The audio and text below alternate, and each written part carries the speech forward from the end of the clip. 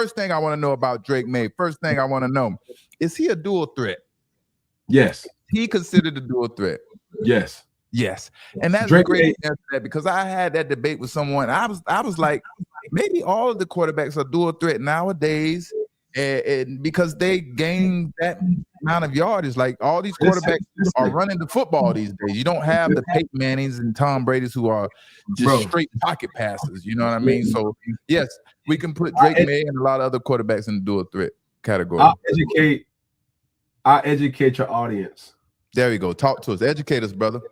First and foremost, when I came into the NFL, being able to run the football at the quarterback position, there was probably less than 5 quarterbacks at the time, Vince Young being one of them. Oh, yeah, I forgot about Vince Young. And even though when I came in, Vince Young was no longer a starter, he was a part of that Philadelphia team that had Michael Vick and things like that. Now, the pocket passer is the minority quarterback. Yes. When you see an Aaron Rodgers, when you see a Matthew Stafford, when you see a Jared Goff, those are probably the only 3 quarterbacks that are immobile. Every quarterback has the ability to run. When I see a guy like Drake Maye, first and foremost, Drake Maye is the runt of his brothers in size. His brothers are like 6'7", 6'8", and Drake Maye's like 6'6", 6'4", right? His ability to move is always an understatement to really how he's able to throw the football. He's a natural athlete, right? That I've 100%. Seen. And I was like, yo, last week, I believe when he was playing the Chargers, he had like a 37-yard, scramble scamper that I'm like, yo, like, you'll never see A-Rod do that. I was like, man, I can't wait to ask Cam about this run. Boy, he looks like he's moving the groove. So yes, he's very mobile. He has the ability, and they have crawled quarterback runs for Drake Maye. If not quarterback runs, zone reads. And it looked like this past game, he was more leaning to running the football more. Yeah, for sure. So when you start to say game changer, game manager, as far as Cam, this is what you have to understand. Whether you like it or not, I was a part of a movement. Yeah, I think you're using the wrong term, brother. I think you should say trendsetter or call it whatever you want. But what I was saying to educate people is people oftentimes forget. I was a part of a movement that now a lot of people play or mimic that same type of style. Yeah.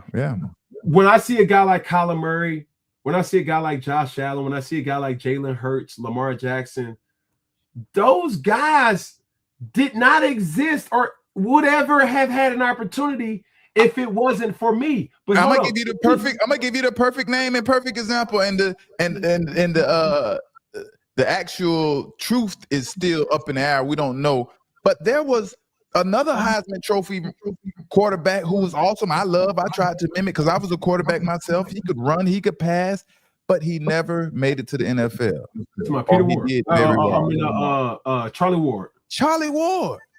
And back in those days, guys that could run the ball that was mobile wasn't getting no chances. They would look at you like you the scum of the earth in football. Like, why would we bring you to quarterback to run the football? Like, that is stupid of us. You know what I mean? That's how they look at it. So go ahead. Yeah, go ahead now, Cam. Yeah.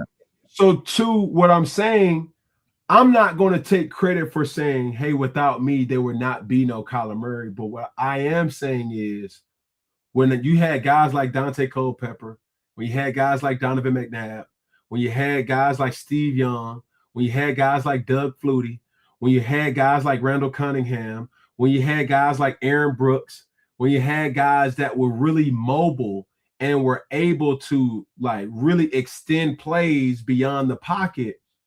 Now, when I get my opportunity to showcase what I can do, now it's like, yo, like you can skin a cat in many different ways. So now when you look around the league, fans don't even understand that there's two different types of scrambles. You can scramble to run, or you can literally scramble to extend the play. Patrick Mahomes is scrambling not to run. He's scrambling just to extend the play. Because on average, every play is going to average anywhere from 4 to 6 seconds. Patrick probably thinks if I can get to 7 seconds in some type of way, somebody gonna pop. Because Asante Samuel, because Richard Sherman, because Deion Sanders got a ticking time bomb, and they gonna think or expect I got to cover my man for 4 to 6 seconds. And you know what's so good about me looking at the quarterback? I could feel that pressure when that pressure's coming to and you can't step into it and throw the ball that far. So that allows me to not have to worry about plays so deep. I know you can't throw it 50 yards now or step into it because that pressure's right there getting to you. So yeah, that's a good point, man. Hey, man, great education here, guys. Great education, man. So, hey, before we go, man, let me ask you this first, right? All right. Drake Maye, game changer or game manager? Game manager. Because it's still he ain't made it yet. He ain't made it. No, but I'll say it this way, and this is my logic behind being or calling Drake Maye a game manager. Bro, I'm a fan of Drake Maye, bro. The amount of humility. It's not an insult, guys. It's not an insult. No. I'll share the story.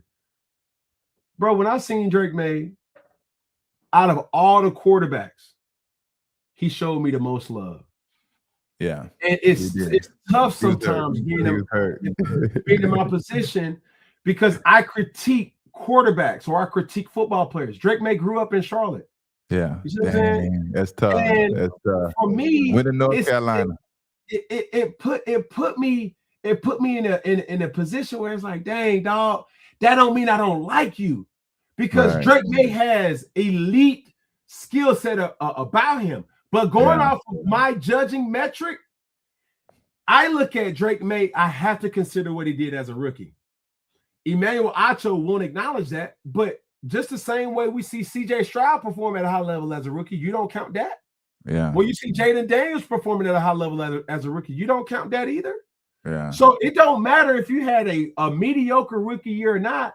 Him and his early career, I don't know if it's the system or it's really him.